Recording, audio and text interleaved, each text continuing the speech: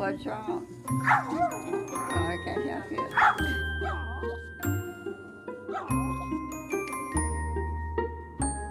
You're a good dog. She's awesome. You look real. Look at those teeth.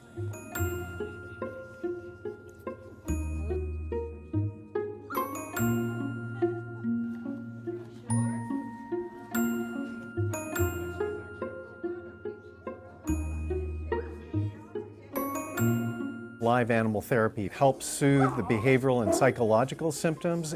With the robotic animals, it's important to introduce them early in the disease progression so that they have the cognitive abilities to form that attachment. So when they're later stage in their dementia progression, that the animal is already something that they turn to for comfort.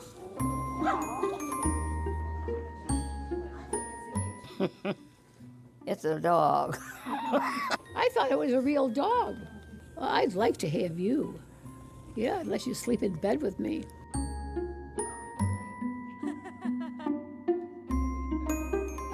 We started a while back having dogs come into our community because we felt like the dogs were a method of helping with loneliness. And what we found is that we have to pay just as much attention to the dogs as we do the human.